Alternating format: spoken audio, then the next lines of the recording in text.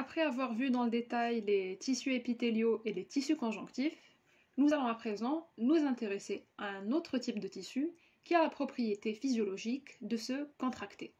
En effet, nous allons parler des tissus musculaires. Ces tissus sont constitués de cellules spécialisées appelées myocytes ou bien fibres musculaires. Ces fibres sont caractérisées par la présence de deux protéines, à savoir l'actine et la myosine. Ce sont ces deux protéines qui sont impliquées dans la contraction musculaire. Mais avant de parler de l'aspect moléculaire de la contraction, il faut savoir qu'il existe trois types de tissus musculaires chez les vertébrés.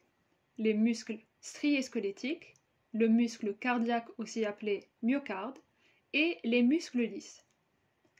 Les muscles squelettiques sont des muscles qui sont associés au squelette par l'intermédiaire des tendons et qui sont responsables des mouvements volontaires tels que la locomotion par exemple. Ces mouvements sont sous le contrôle du système nerveux central, c'est-à-dire l'encéphale et la moelle épinière. On aura l'occasion d'en parler dans la prochaine vidéo. On dit de ce tissu musculaire qu'il est strié du fait de la présence de striations transversales résultant de l'organisation des filaments à l'intérieur de la cellule. Ce point sera détaillé un peu plus tard. Et cette striation est également retrouvée dans le myocarde, c'est-à-dire dans le cœur, dont les mouvements, vous le savez, sont involontaires. En effet, le muscle cardiaque est caractérisé par son aptitude à se contracter rythmiquement et harmonieusement, de façon spontanée, du fait qu'il soit sous le contrôle du système nerveux végétatif, qu'on appelle aussi système nerveux autonome. C'est la partie du système nerveux qui contrôle toutes les fonctions automatiques du corps, telles que la digestion, la respiration, etc. Les muscles lisses, qu'on peut retrouver dans les parois des viscères, sont également sous le contrôle du système nerveux autonome, car il effectue également des contractions involontaires. Mais ce qui les différencie des deux autres types de tissus musculaires, c'est l'absence de striation transversale.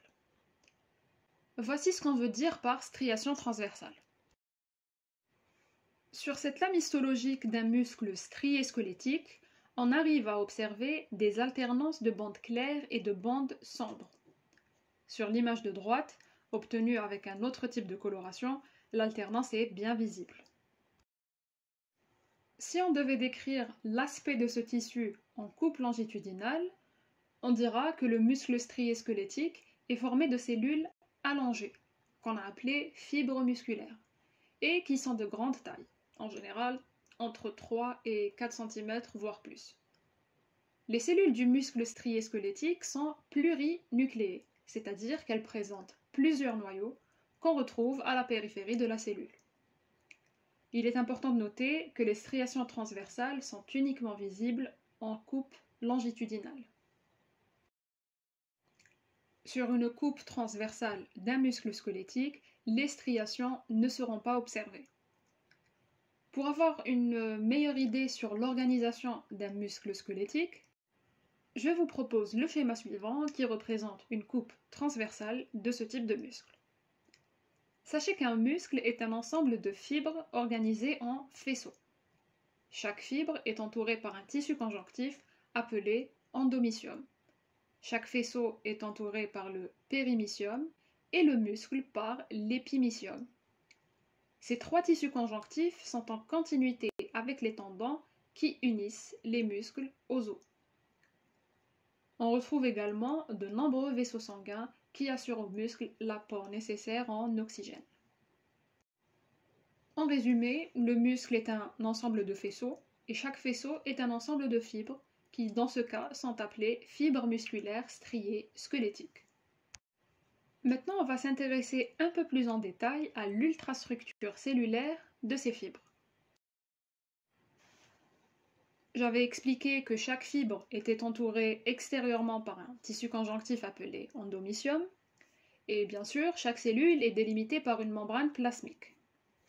Entre la membrane plasmique et l'endomysium, on retrouve une lame basale. Membrane plasmique et lame basale forment ce qu'on appelle le sarcolème, qui assure la diffusion de l'influx nerveux à l'ensemble de la fibre.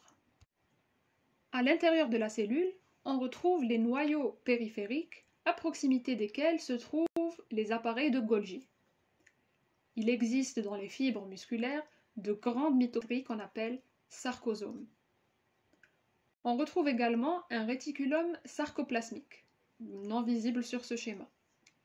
Et tout ce que je viens de décrire se trouve à la périphérie de la cellule et baigne dans ce qu'on appelle le sarcoplasme.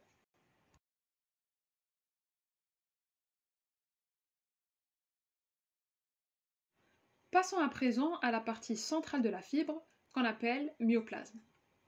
Le myoplasme représente un ensemble de myofibrilles. Chaque myofibrie regroupe des filaments d'actine et de myosine qui sont, je le rappelle, les deux protéines responsables de la contraction des cellules musculaires. Ce schéma de myoplasme met en évidence les striations transversales dont on avait parlé précédemment. On avait dit que ces striations étaient dues à l'alternance de bandes claires et de bandes sombres. Les bandes claires sont appelées bandes I pour isotropes et les bandes sombres sont appelées bandes A pour anisotrope. Chaque myofibrie est une structure cylindrique, contractile, composée de sarcomères. Les sarcomères sont l'unité contractile de la fibre musculaire striée. Voici à quoi ressemble l'ultrastructure de chaque myofibrie. Voici à quoi correspond la bande I et la bande A. On constate que la bande A est coupée transversalement par une ligne droite appelée strie M. La bande I est également coupée par une ligne droite appelée strie Z. Au milieu de la bande A, il existe une zone claire appelée bande H. Le sarcomère correspond à un segment de la myofibrie délimité par deux stries Z. On y retrouve des filaments qui apparaissent fins, ceux en bleu, et d'autres qui sont plus épais, schématisés en rouge. De ce fait, on dira qu'un sarcomère est un ensemble de myofilaments fins et de myofilaments épais. En résumé, on retrouve au niveau d'un sarcomère deux stries Z, deux demi-bandes I, une bande A, une bande H et une strie M. Les filaments fins comportent l'actine, la troponine et la tropomyosine.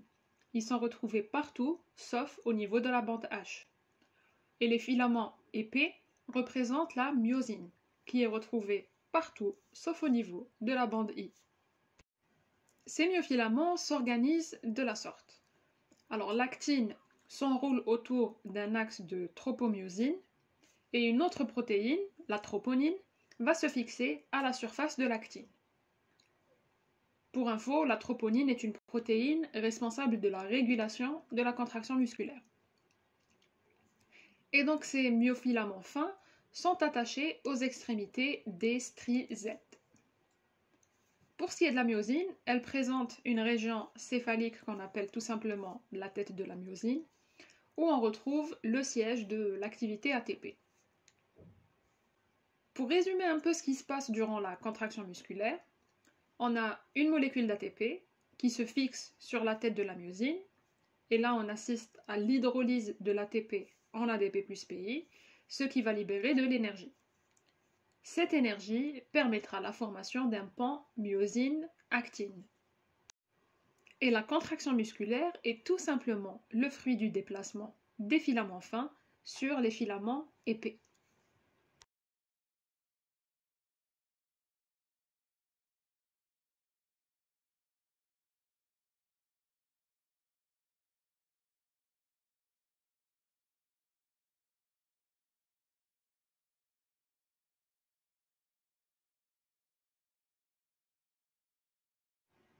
On constate que pour la contraction, on a un raccourcissement des sarcomères, donc les stries Z sont rapprochées, et à l'inverse, lors de l'étirement, les stries Z s'éloignent. On notera que lors de l'étirement et de la contraction, la bande A reste inchangée. Cependant, les bandes I et H diminuent de taille lors de la contraction et s'élargissent lors de l'étirement. En dernier, concernant la fibre musculaire striée squelettique, on parlera du réticulum sarcoplasmique. Pour faire très simple, Cette structure représente le réticulum endoplasmique lisse de la fibre musculaire. C'est un réseau de canalicules et de saccules qui entoure chaque myofibrie. À noter que le réticulum sarcoplasmique est une réserve de calcium. Concernant son ultrastructure, on retrouve au niveau de chaque strie Z ce qu'on appelle une citerne terminale. Entre deux citernes terminales, on retrouve des tubules transverses, qu'on appelle tubules en T. Ce sont des invaginations de la membrane plasmique de la fibre. Deux citernes terminales et un tubule T forment une triade.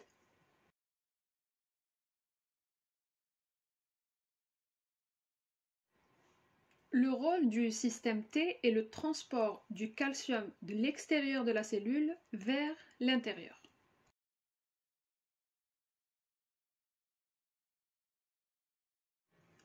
À présent, nous allons passer au deuxième type de tissu musculaire, à savoir le myocarde.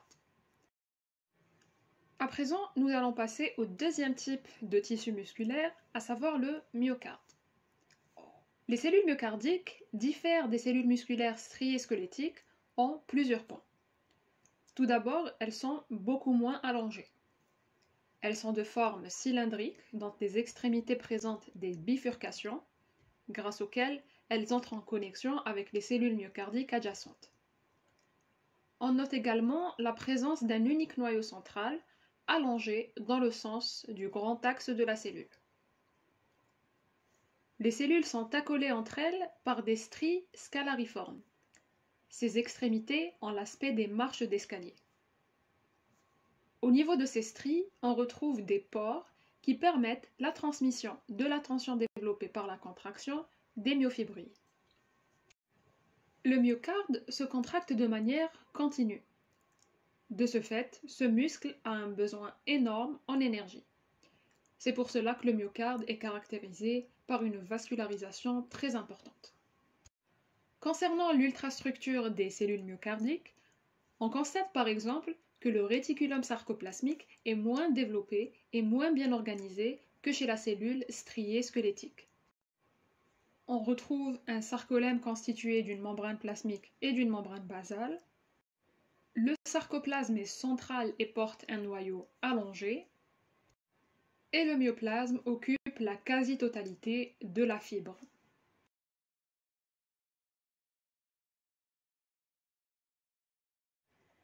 Passons à présent au troisième type de tissu musculaire, à savoir les muscles lisses. En coupe longitudinale, les fibres musculaires lisses paraissent fusiformes avec un unique noyau central, situé dans une zone dépourvue de myofilaments qu'on appelle cône sarcoplasmique. La longueur des fibres varie entre 15 et 500 micromètres. Dans la fibre musculaire lisse, les myofilaments n'ont pas d'organisation particulière, donc pas de striation transversale. Ils sont maintenus en place par deux structures, une plaque d'ancrage et des corps denses.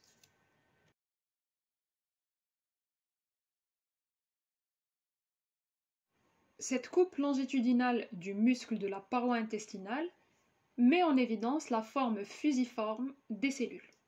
On constate l'absence de striation transversale. On remarque que le noyau est central et qu'il présente une chromatine décondensée et un nucléole bien visible. Dans la fibre musculaire lisse, on retrouve le sarcolème, le sarcoplasme et le myoplasme.